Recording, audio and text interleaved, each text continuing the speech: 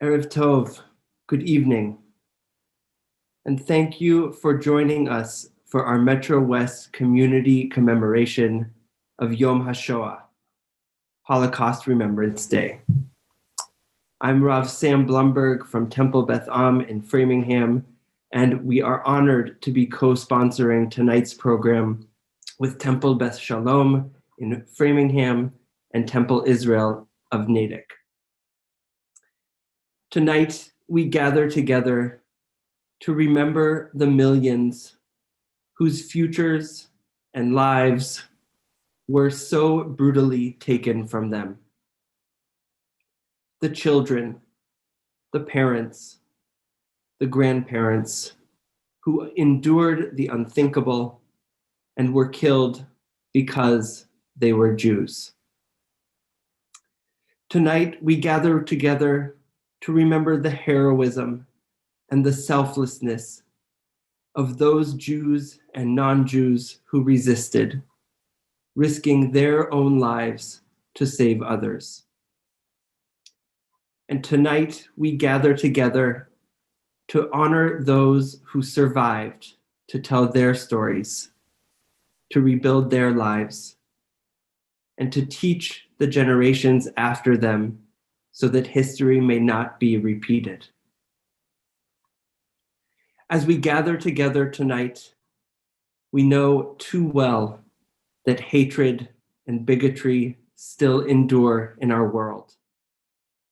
We know that there is so much work still to be done to ensure that our own children and grandchildren can be stewards of a world where love, justice, peace, and equality for all people everywhere wins out over hatred, intolerance, and bias. We do our part tonight as a community that bears witness to the horrors of and the aftermath to the Shoah. And we stand together when we say, never forget, never again. Tonight we will light 6 memorial candles in memory of the 6 million Jewish victims of the Holocaust. To those we add a 7th in memory of the righteous Gentiles who perished in the cause of humanity. After each candle is lit, your clergy will unmute, and we invite you to affirm aloud in your own homes, we shall not forget.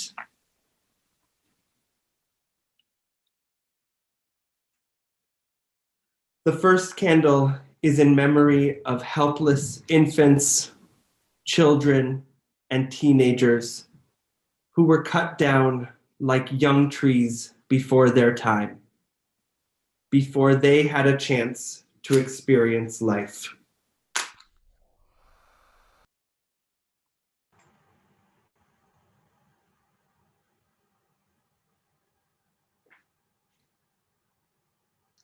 We shall not forget.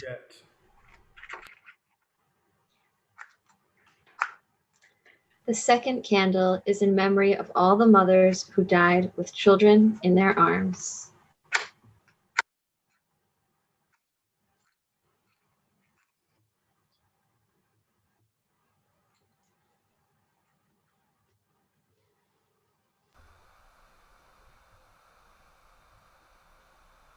We shall not forget. The third candle is in memory of all of the mothers and fathers who were cruelly separated from their families.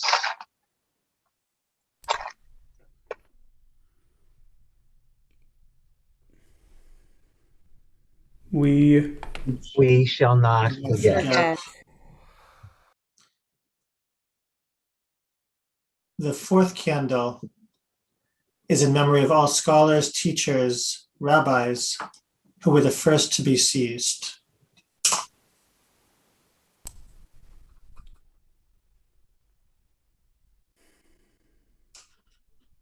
We shall not forget. We shall not forget.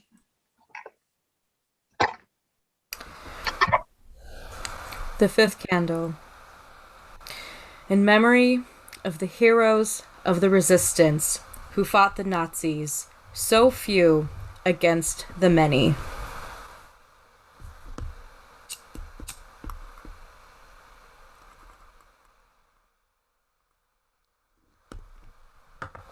We shall not forget.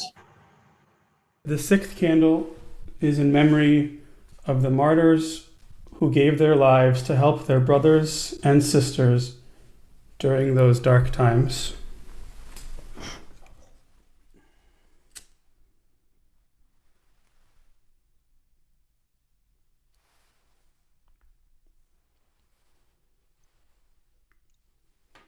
We shall not forget. Seventh candle is in memory of the righteous Gentiles who risked their lives to save Jews.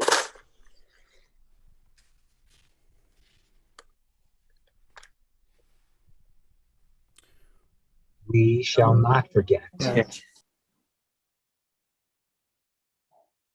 Each of us has a name, by the poet Zelda from the Book of Blessings. Each of us has a name, given by God and given by our parents. Each of us has a name, given by our stature and our smile, and given by what we wear. Each of us has a name, given by the mountains and given by our walls. Each of us has a name given by the stars and given by our neighbors. Each of us has a name given by our sins and given by our longing. Each of us has a name given by our enemies and given by our love. Each of us has a name given by our celebrations and given by our work. Each of us has a name given by the seasons and given by our blindness. Each of us has a name given by the sea and given by our death. Hannah Senesh was a young woman, an immigrant to Israel, a kibbutznik, who volunteered in 1943 to join the British Army. The next year, she parachuted behind enemy lines to rescue Jews and assist the partisans, and was captured and murdered by the Nazis. This poem of hers was set to music by David Zahavi. Eli, Eli, Shelo yigamer leolam, Achol ve'hayam, Rishru shel hamayim, Berak hashamayim tfilah Adam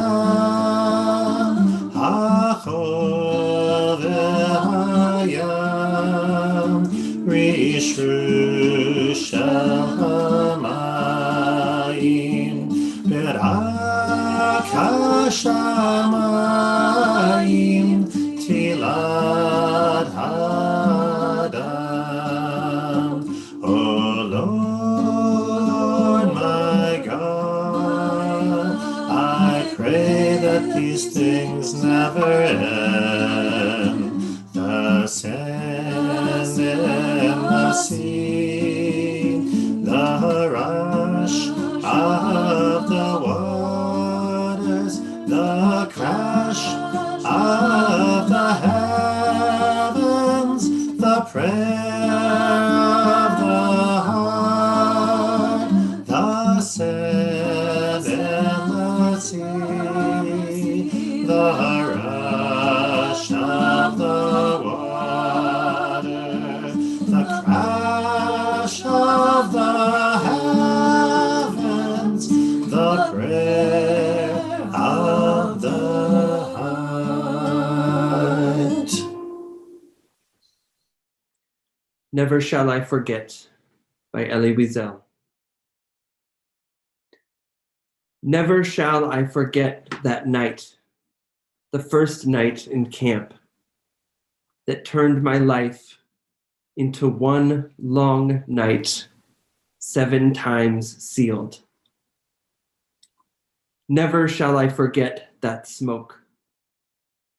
Never shall I forget the small faces of the children whose bodies I saw transformed into smoke under a silent sky. Never shall I forget those flames that consumed my faith forever. Never shall I forget the nocturnal silence that deprived me for all eternity of the desire to live. Never shall I forget those moments that murdered my God and my soul and turned my dreams to ashes. Never shall I forget those things, even were I condemned to live as long as God Himself. Never. We invite you to rise as you're able and comfortable for the memorial prayer, El Malei Rachamim, for mourners Kaddish and for Hatikvah.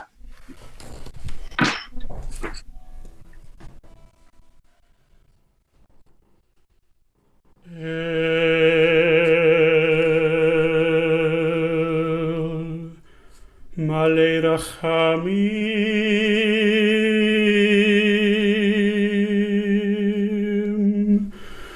shochen bamromim,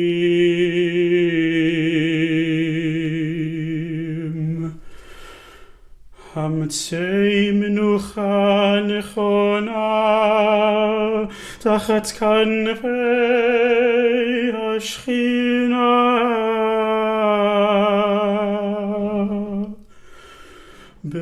במעלות קדושים וטהורים כזוהר הרקיע מזהירים את כל הנשמות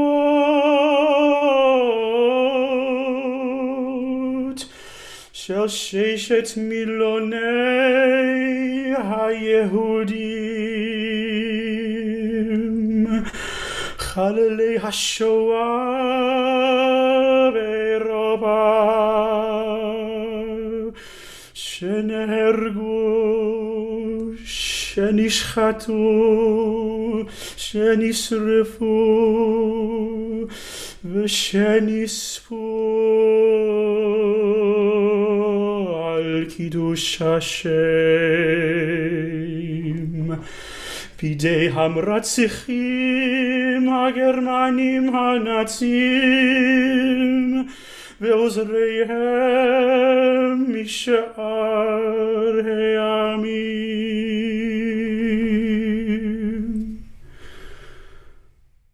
לכן בעל הרחמים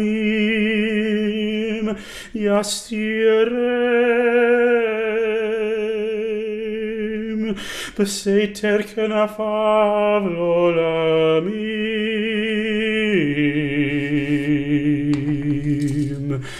ויצרור ביצור החיים בנשמותיהם אדוני הוא נחלתם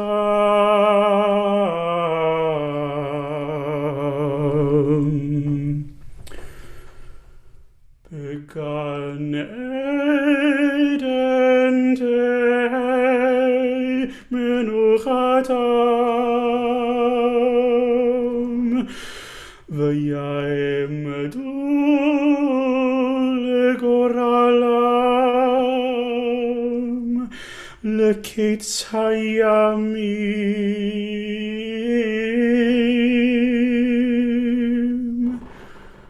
ונאמר אמן.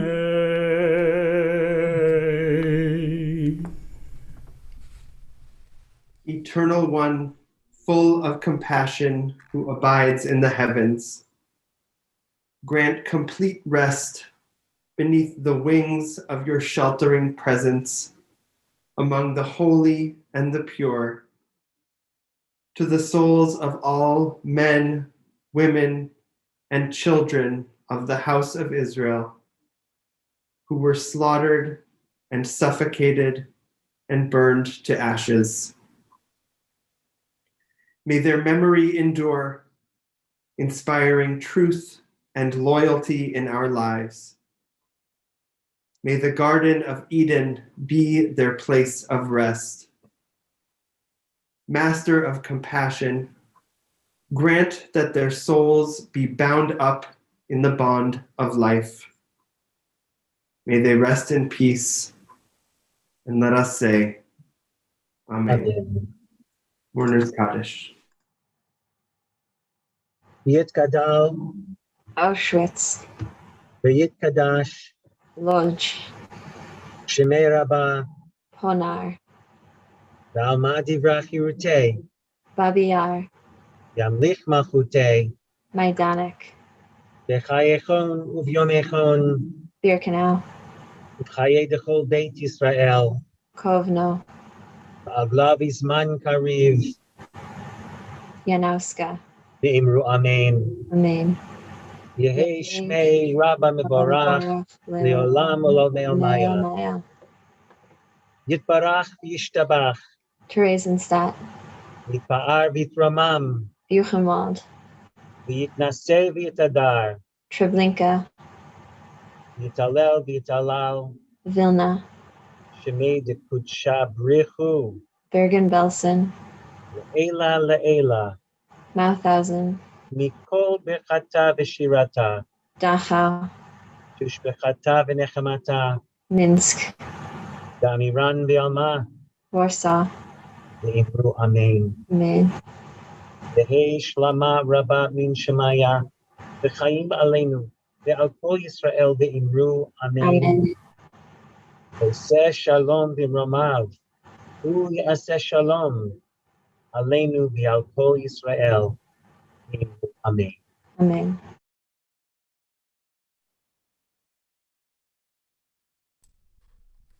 I'll continue standing for Hatikvah.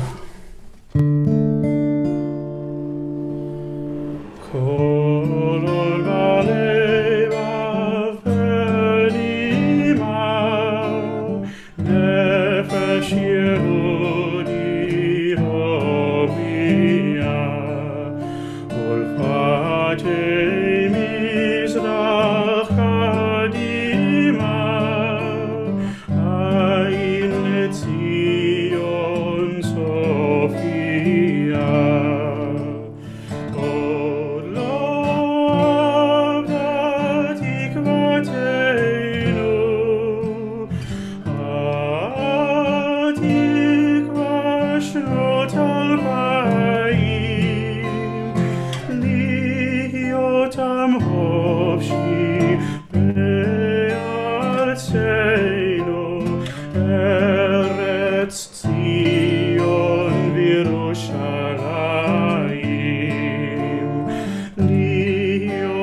חופשי בארצנו ארץ ציון בירושלים.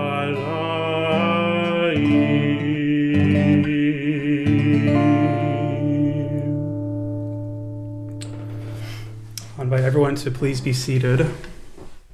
That concludes our service part of the evening, and we thank you for joining us. We move now into our speaker portion of the evening, and we are honored to have with us tonight Dr. Bernice Lerner, former Dean of Adult Learning at Hebrew College and Senior Scholar at Boston University's Center for Character and Social Responsibility. Bernice is the author of All the Horrors of War, A Jewish Girl, a British Doctor, and the Liberation of Bergen-Belsen from Johns Hopkins University Press, which chronicles the liberation of Bergen-Belsen from the vantage points of her mother, a 15-year-old at the time of liberation, and of the camp's most prominent liberator, Glyn Hughes. We'll have some time for question and answer after Bernice speaks, so feel free to put questions as you have them into the chat, and they'll be answered at the end of the evening. Thank you so much, Bernice, for being with us tonight, and the floor is yours.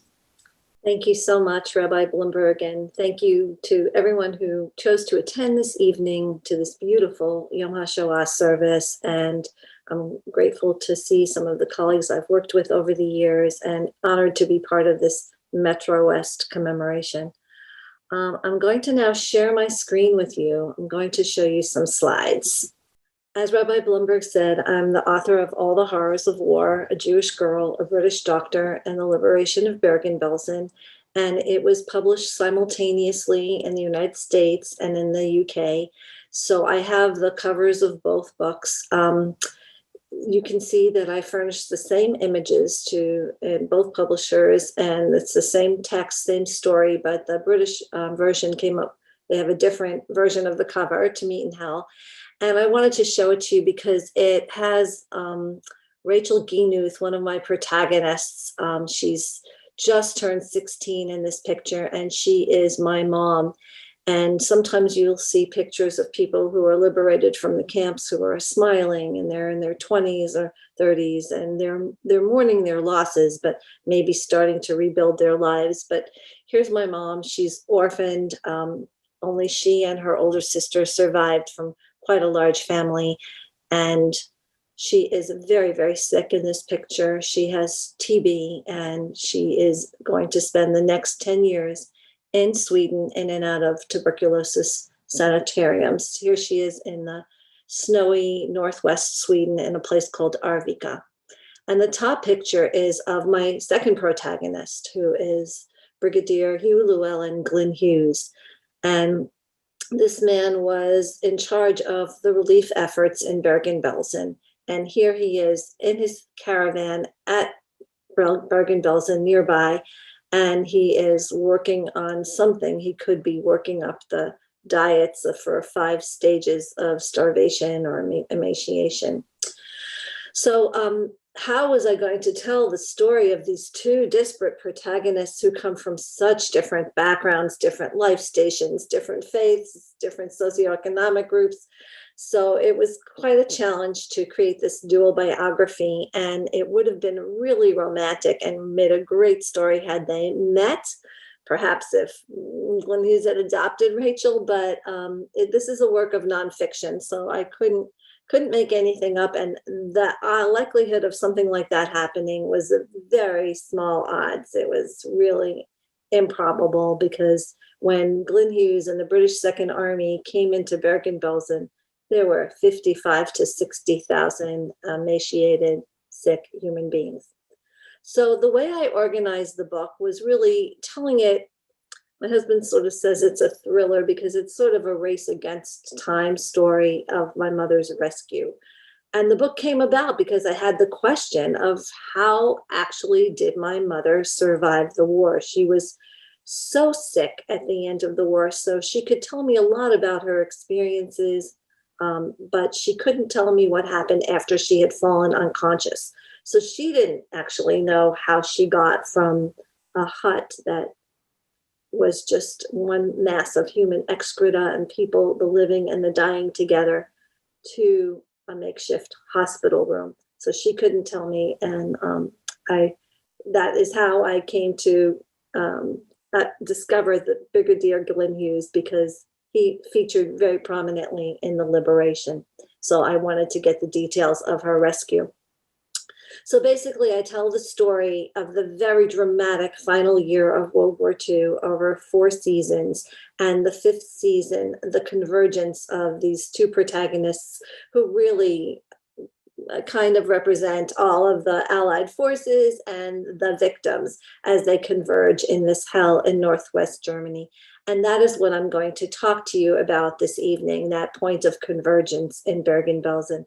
But I'm going to mention that this meat of the book is sandwiched between the prologue and epilogue, which enable me to tell other very important stories, and also just a few paragraphs about the Belsen trial to set the scene and to talk about some of the dramatic moments in the Belsen trial, for which Glenn Hughes served as the first witness at this first war crimes trial to apply international law.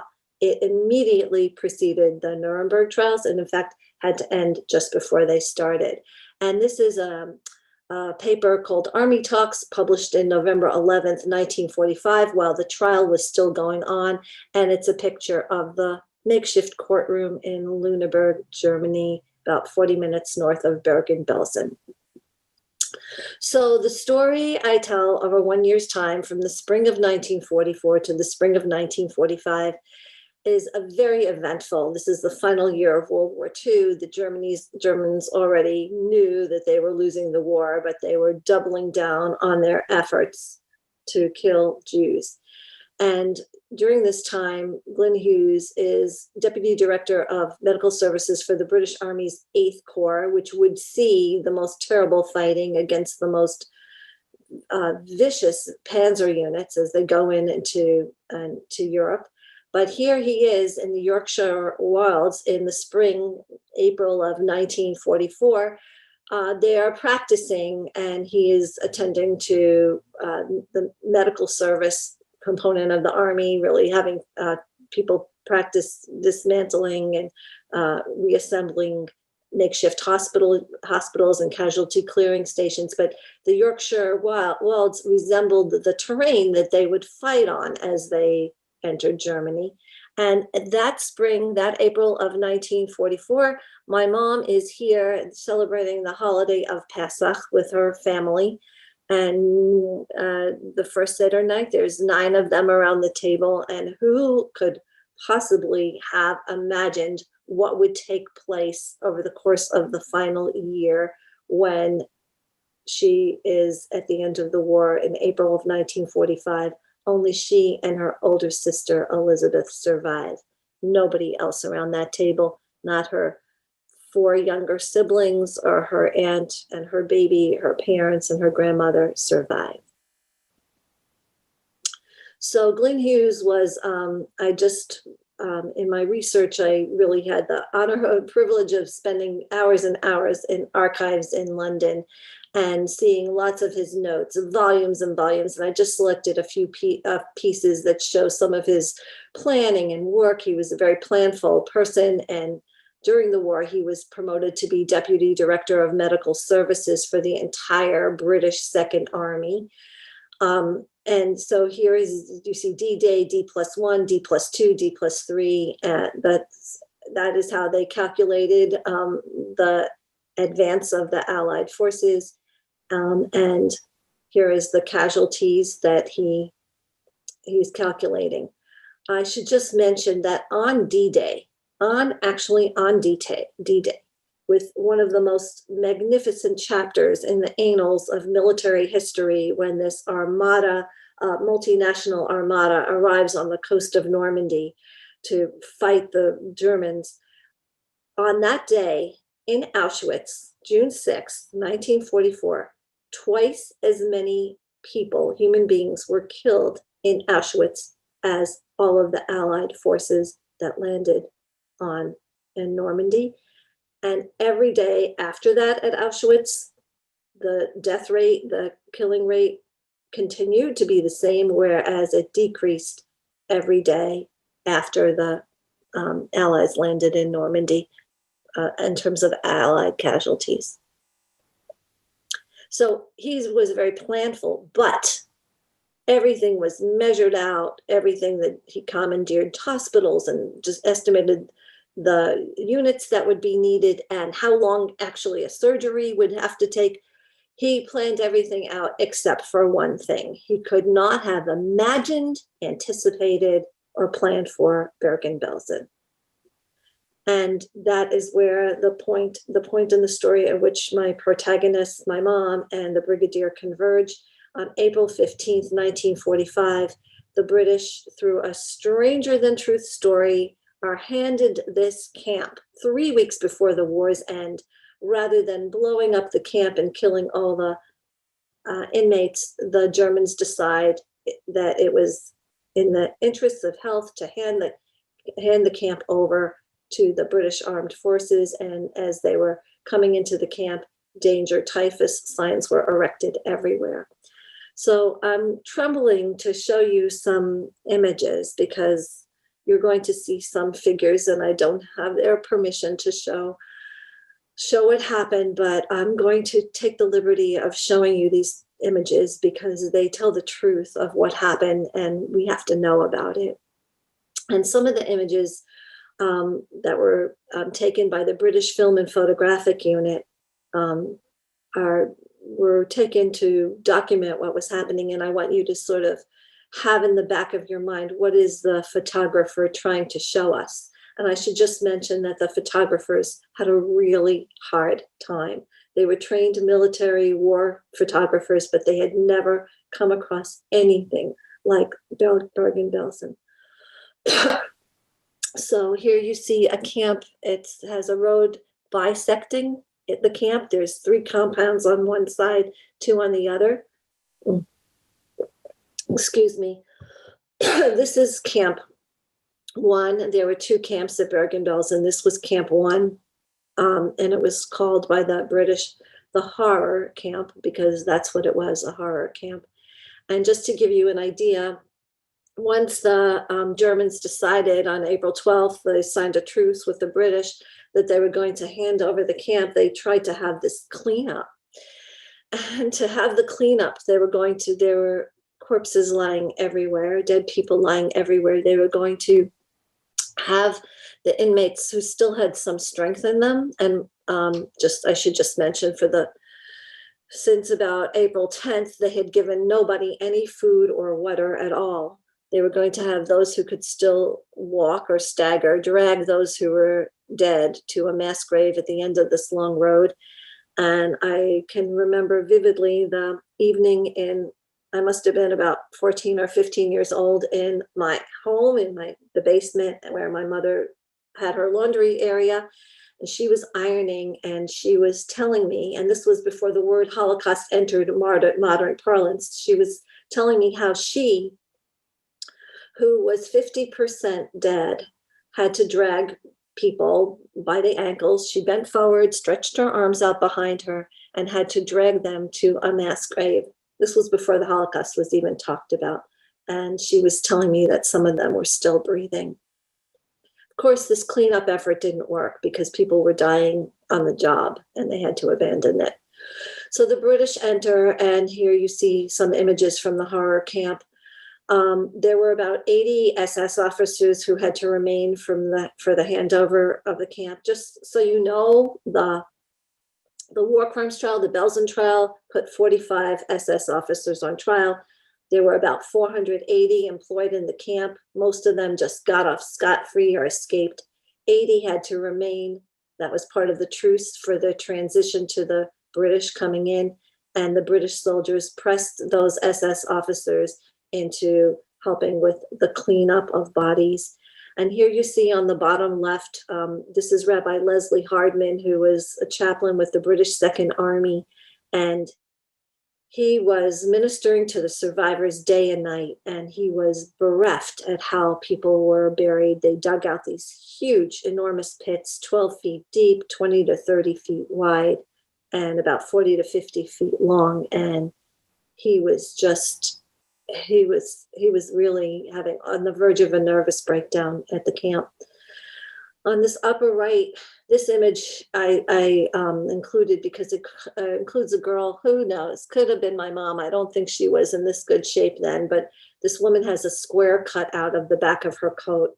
And you have to realize that these people who were taken to Bergen-Belsen at the end of the war were people who, these were already the survivors, right? These were people who had already evaded the gas chambers at Auschwitz, had survived slave labor at labor camps, had been taken on death marches, and Bergen-Belsen, deep inside Germany, was basically a dumping ground as the Germans tried to march everyone away from the Russians, from the liberating forces. So they, the people who came from labor camps had these squares, big squares cut out of the back of their coats, lest they try to escape. They should be easily identifiable as halfling, as inmates.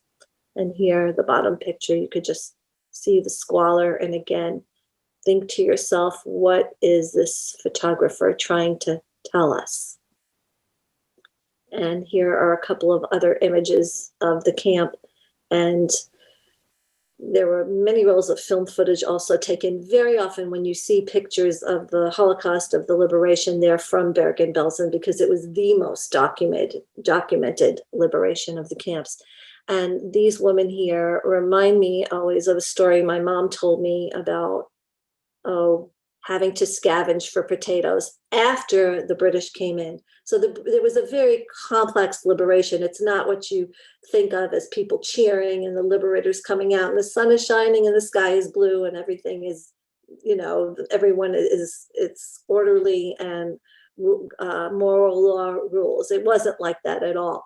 The British came in, as I told you, Glenn Hughes was totally unprepared for this scene, and they had to really scramble to get help from wherever they could. So they had to, for the first few days after the liberation, they had to leave Hungarian guards in charge, and people were running to potato mounds and the guards were shooting at them.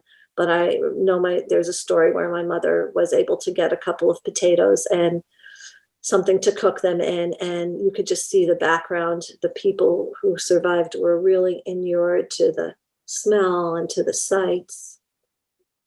And another story that is really sort of significant, this looks like a nothing picture, right? It's kind of blurry and it looks like squalor, but you don't really know what it is. But what it is these were the buildings, the structures that the inmates were housed in, the dead and the living together. And again, there were no toilet facilities anywhere. So people were just doing their business where they lay, and nobody had food or water. People were dying. There were 3 epidemics raging, at least, in the camp. There was gastroenteritis and typhus and tuberculosis. And when the British came in, after about 3 days, they wanted to be able to get into the huts to treat people, or at least get a sip of water to people who couldn't move to come out and wait online for the food stations they set up. So they set up a dump of tentage.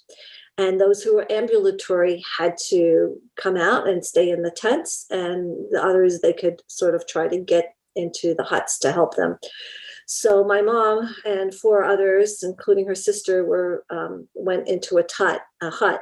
But there's all these micro stories of what happens on the ground, right? There's the larger context, and there's what happens to real people on the ground. And it was pouring rain one night, and my mom was really sick. She had TB at that point, and she couldn't get up to take her turn to close the flap of the tent door. And she was basically expelled from the tent and had to go back to the hut, where she was severely beaten up to a state of unconsciousness by her compatriots. So the rescue, so how do you go about trying to save this many people? In the horror camp, Camp 1, there was about 41,000 people.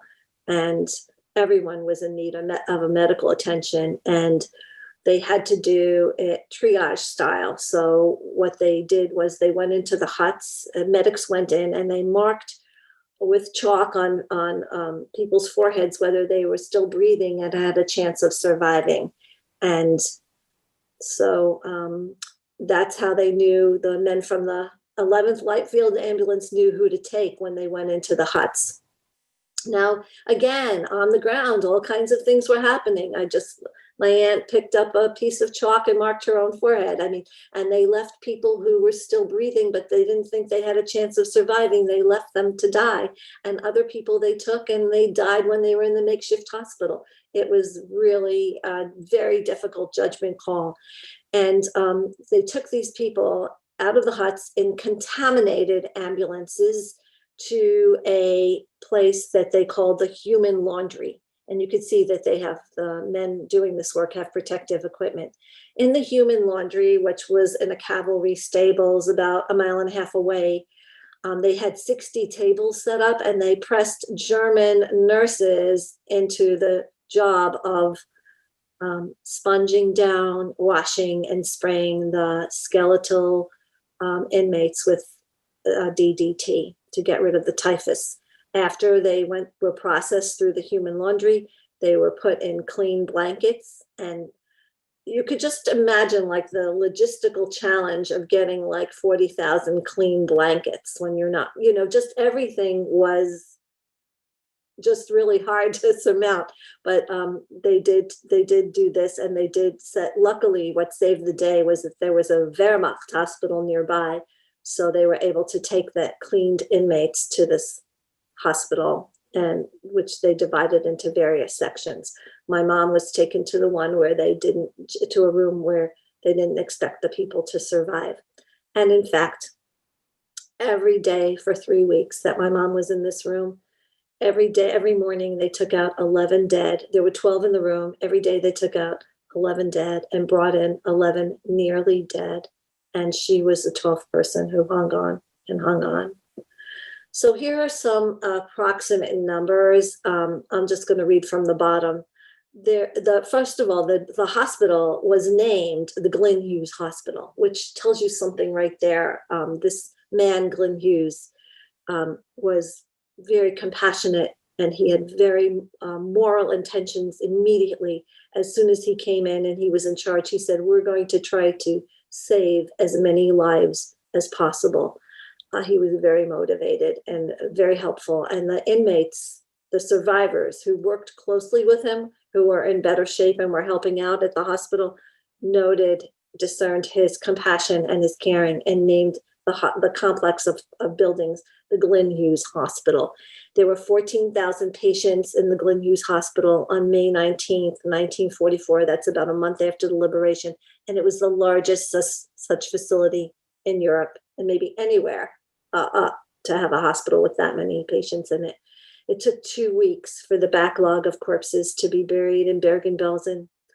500 former inmates died each day for a month after the liberation. It was really hard to stem the tide of death.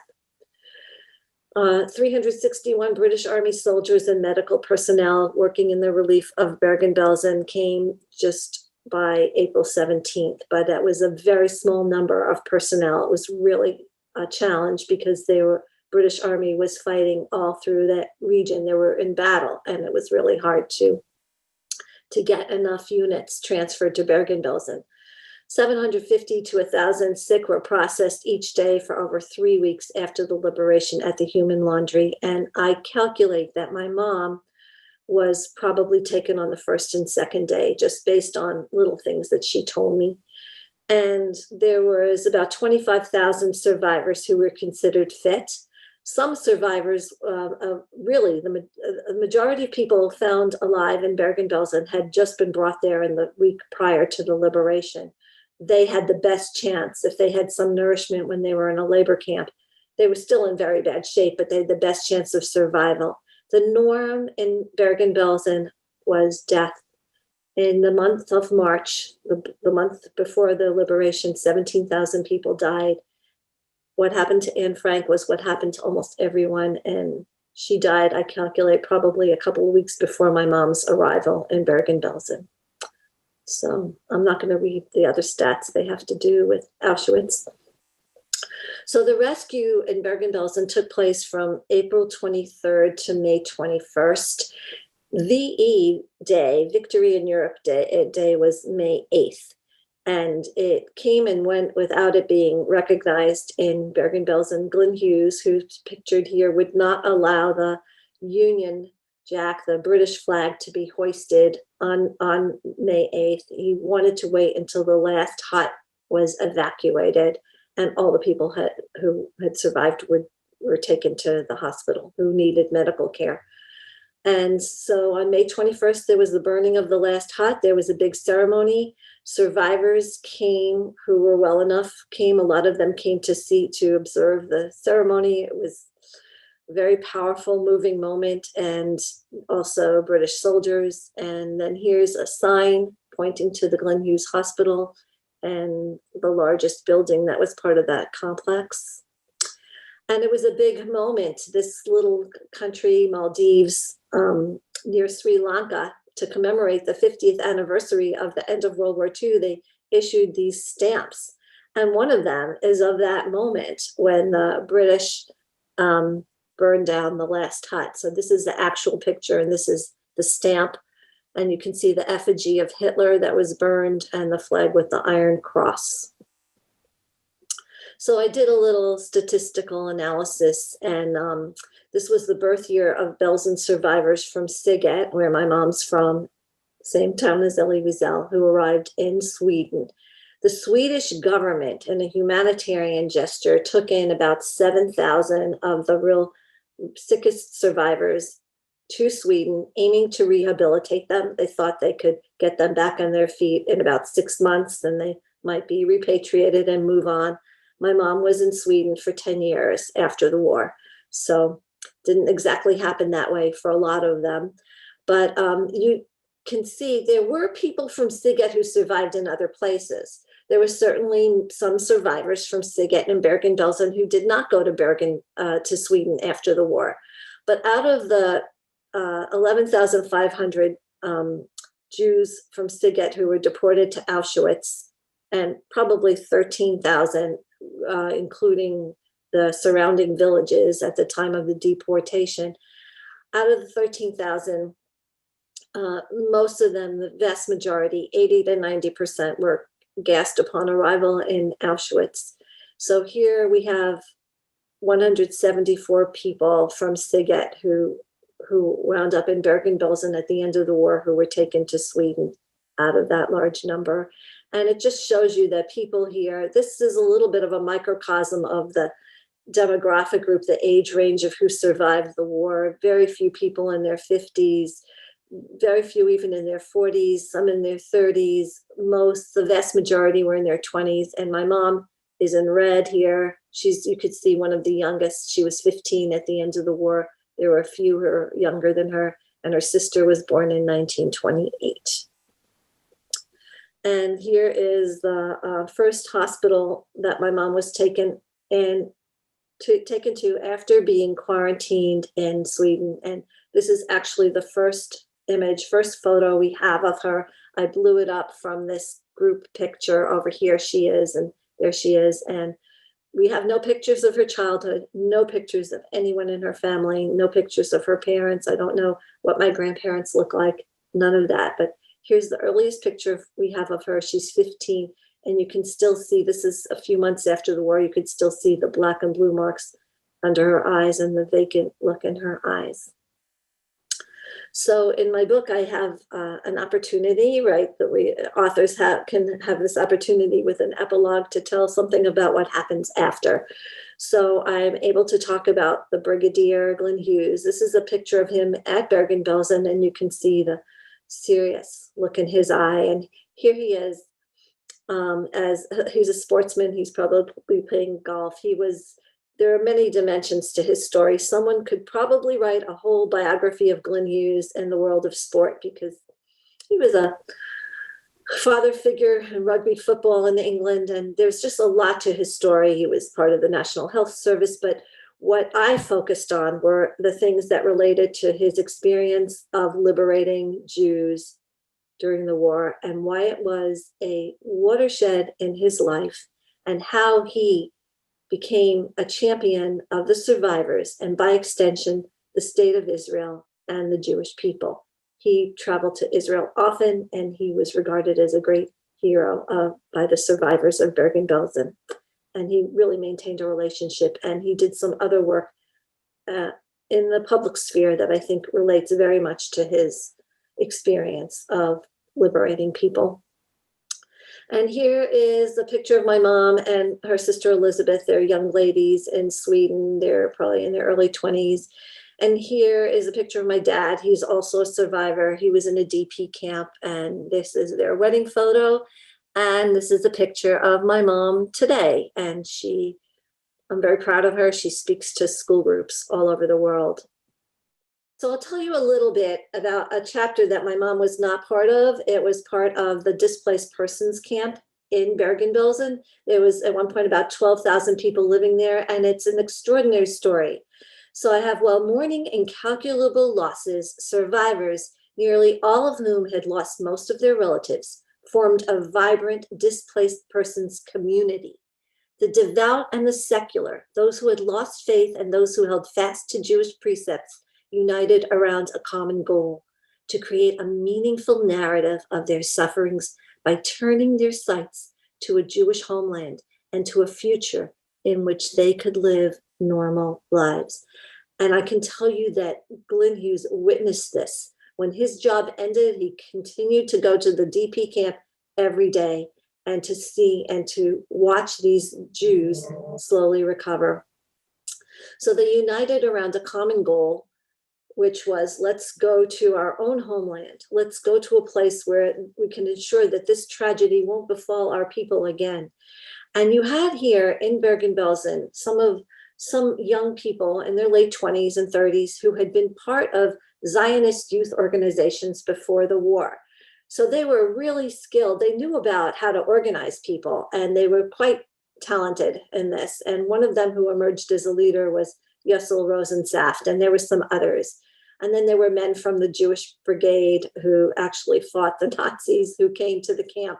And they really tried to unite people around this goal of going to Palestine, which many of them did, and which was a great political problem for the British, who did not want, for various reasons, the Jews, the survivors, to go to Palestine.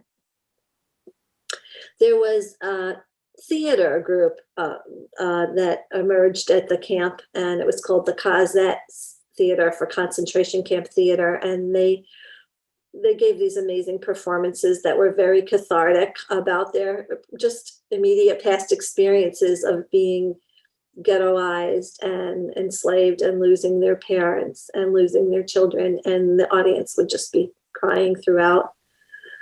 There was a training, the ORT, the Organization for Rehabilitation and Training, came to the camp and set people up and tried to give them help them gain skills so they could move on to have careers. And there was complex things happening in the camp. Most of the people who survived were young. They were in their 20s and 30s. And the remarkable thing is they had lost so much and they were looking to rebuild again very quickly. So they wanted to get married and they didn't know what happened, what was the fate of their spouse. So 420 men and 300 women who had been married and didn't know the fates of their spouses were granted permission to remarry. And there was a special Bergen-Belsen ketubah that the rabbis had put together, which accounted for the fact that a spouse might show up. So there ought to be some provisions for that spouse. It was a complex Talmudic kind of argument. But they got married, they paired up, and there were lots of weddings, and it was like the biggest baby boom in human history. In the next 5 years in Bergen-Belsen, so many babies were born. 2,000 babies were born in the Glenn Hughes Hospital, and you could see the parade of strollers. This is all within a couple of years of the liberation, and the kindergarten. it was a phenomena. There were way more Jewish women survivors giving birth in Bergen-Belsen than there were in the surrounding surrounding German population. And there are those 2,000 babies. Most of them are still hopefully alive and in this world today. And they know basically that they were born in the Glen Hughes Hospital. So now I'm going to play you a brief video by Rabbi Tzvi Asaria Herman Halfgott, which tells part of the story. And he was from Yugoslavia. He was a rabbi, and he was in Yugoslavian POW camps during the war. As soon as the war was over, he came to Bergen-Belsen to assist. אני עברתי יום יום מבלוק לבלוק לראות מי נפטר, להוציא אותם ולקבור אותם. אבל מה? הייתה פקודה מאנגלים שאי אפשר קבר אחים לעשות בגלל המחלות, אלא קבר אחים. קבר אחים. כולם יחד. כלומר, שורה אחת, נגיד 20-30, על זה כן סיד, כן, ועל זה שוב כן איזה 30-20 וזה, כמו שהיה במחנה המוות הזה, איפה שאלפים כן. אבל יום אחד ניגשה אליי אישה, ואמרה לי, רבי, שמעתי היום שבבלוק הזה וזה, ביתי נפטרה. אז אמרתי, אז מה לעשות? אני רוצה קבר בשבילה, קבר יחיד. אמרתי, אבל זה בלתי אפשרי. אבל לכן אני מבקשת ממך. אז אמרתי לה, את יודעת מה? בלילה כשחיילים בדרך כלל, האנגלים, נמצאים במועדונים, אז אנחנו נקבור אותם. אנחנו נביא את הגופה, ואנחנו כן נקבור אותם. ובאמת, בלילה היא קמה מהמיטה, ואני ניסיתי מהר לקבור אותה, קדיש להגיד, ופתאום כשאני רציתי כבר סתום את הגולם, היא אומרת לי, רגע אחד רבי. והיא פנתה עם העיניים לשמיים ואמרה, ריבונו של עולם, ביידיש, אני מודה לך לזכות הגדולה, שנתת לי היום לקבור את ביתי במו ידיים. אמן. מרגע זה, אני מוכרח להגיד, נעשיתי אדם אחר. עשינו עכשיו את הכל על מנת לעזור לאנשים, כן, בדרך לחיים. ופה התחלנו לאשכול לדאוג, היו כמה ילדים לגן ילדים, ואחר כך להקים בית ספר, כן. פה עזרו לנו הרבה אנשי בריגדה שהגיעו כבר בזמן הזה, כן, לברגן-בלזן גם כן. והקמנו כבר גם כן תיאטרון, כן. חיים חדשים התחילו, כן. ופה אני עסקתי עד 48, כן. פה בתורה, חתונות התחילו, כן. ברית מילות, כן, וכו'. ואני לא צריך להדגיש כמה שאני הייתי מאושר. כל משפחה רצתה שבברית מילה שאני נתת לכולם חופה וקידושים שאני אחזיק את הילד. היום המאושר ביותר בחיים שלי היה בילד האלף כשאני החזקתי בידיי. הילד האלף. That's my presentation. This sign doesn't exist anymore on the premises of Bergen-Belsen. The camp is actually made into a pretty nice museum. They have markers on the mass graves. The estimates of people buried there are really guesswork, but you get a sense of the many thousands. And so here it says, this was the sign erected at the time. 10,000 unburied dead were found here. Another 13,000 have since died, all of them victims of the German New Order in Europe and an example of Nazi culture. The British were furious. They were just so enraged. And here's my website. I have a lot more photos of the Brigadier and my mom, and tell a little bit more on my website. So that I'm happy to take any questions if anyone has. Thank you, Bernice. There was one question that was put into the chat just about were patients put in the hospital in May 1945, not 1944, the year on the slide. I think maybe one of the slides said 1944, but it would have been May 1945. Oh my goodness. So that I have to thank you for catching that error. I'll have to correct that.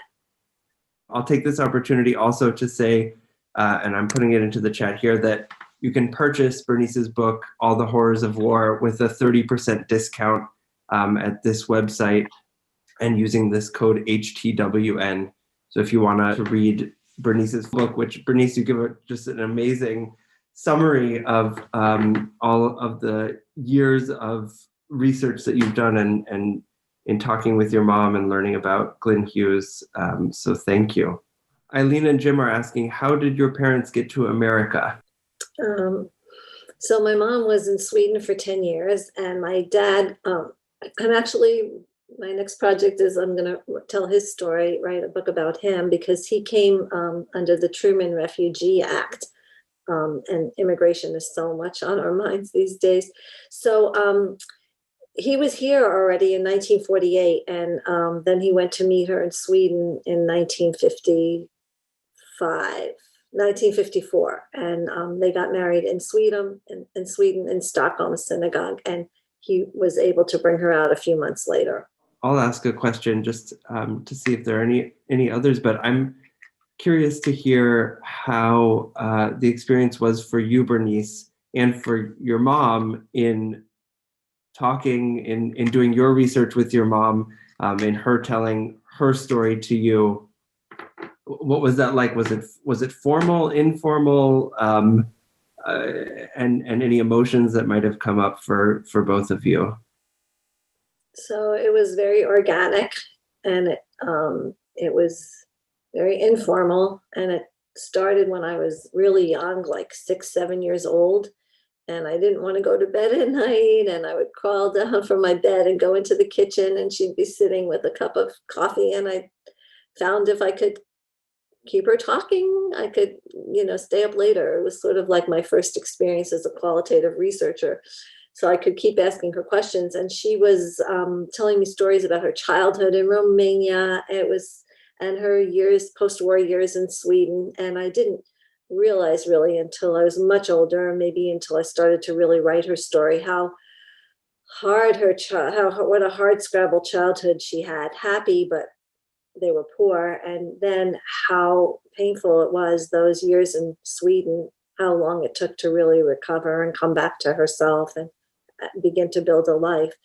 But she had a lot of fun adventure stories to tell me when I was a kid. And only when I was the age she was, when she was deported, did she tell me what happened, really what happened. And the thing about my mom is that she never made me feel like I couldn't ask. So sometimes, second generation, we're a little bit afraid. We don't want to bring our parents back to this very painful place. And I know I have made, my father would cry, and I have seen my mother, shed tears too. And it's just so sad. But they always were really great about answering my questions. And so it was very natural. And I had learned a lot over the years, so that when I started to really write and I had a question, I wanted to include a certain detail in the book. I was lucky she's still alive. She's still with me. And she's one of the youngest survivors who's still with us. And I was able to call her and say, I hate to take you back to this place, but when you were on the death march, do you remember what you were wearing? Or, so I got a lot of details that I can include in the book that way. Thank you. We have a few other questions in the chat, and I'll read them backwards because they work chronologically. So Stuart is asking, what did your mother do after she became healthy, and how did she perceive her survival from the camp? And there's another question about how your parents met. Healthy wasn't for a long time, right? So healthy was healthy for a while, go out and be in the world and work or take courses, and then suffer a relapse and wind up back in a tuberculosis sanatorium and then a rest home. So healthy was a back and forth process. Probably out of the 10 years she spent in Sweden, she was more in hospitals than out or rest homes. She was healthy after she came to the United States. She didn't have a relapse. She hasn't had a recurrence, thank God, of TB. And so she, her way of coping and her way of raising us is kind of like, you don't complain, like we're strong. And she was very resourceful, as were many survivors, women. And she was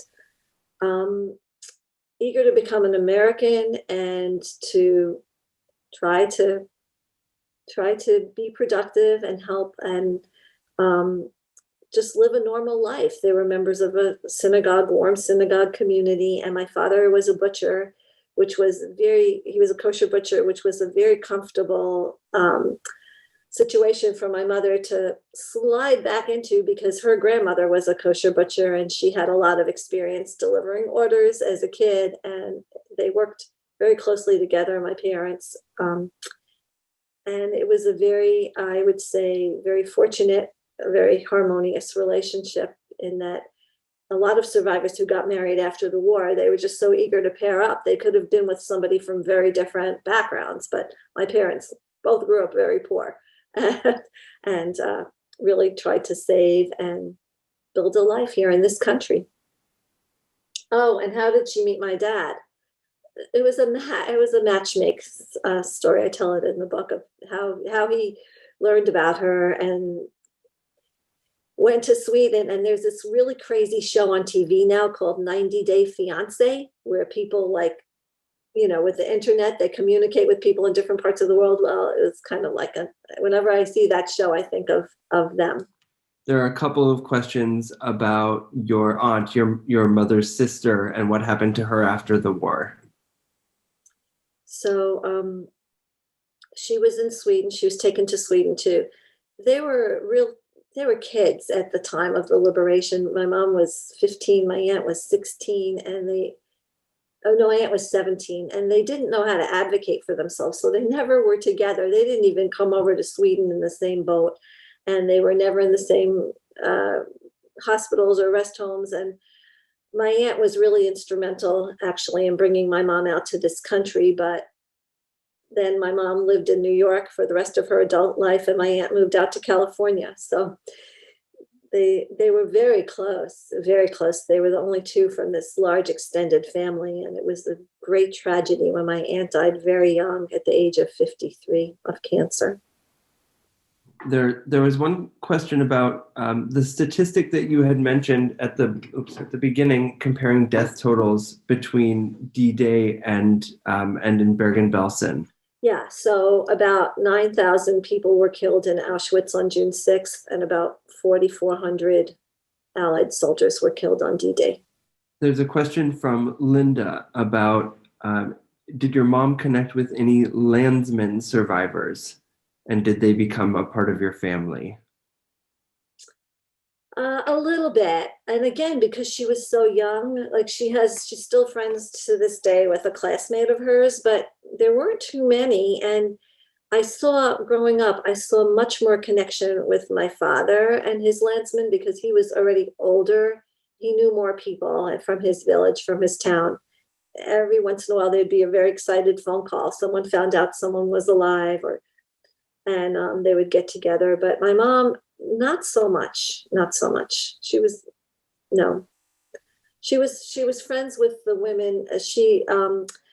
I talk in my book about how the Swedish government tried to educate some of the teenage refugees, give them some schooling. And my mom was in this school for 7 months, and that changed everything about her life after that. And she maintained friendships with women she met there, teenagers at the time. Well, Bernice, thank you so much for sharing this incredible story. What we know is years of research, the story of Glenn Hughes, who we might otherwise not know about, and what was happening in Bergen-Belsen after liberation, and of course, your mother's story as well. To hear these personal stories when we can adds another dimension to our remembering. And so we really thank you for being with this community this evening, for sharing your story and your mother's story and the story of Glenn Hughes. I want to thank our co-sponsors this evening, Temple Beth Shalom in Framingham and Temple Israel of Natick, for commemorating with us this evening. May our witnessing and remembering those who perished spur us on to do more mitzvot, to do acts of chesed, loving kindness, and to continue to do our part to repair this incomplete world. May we never forget those who perished. Zichronam livracha, may their memory be for a blessing. Thank you everyone for joining us this evening, and take care.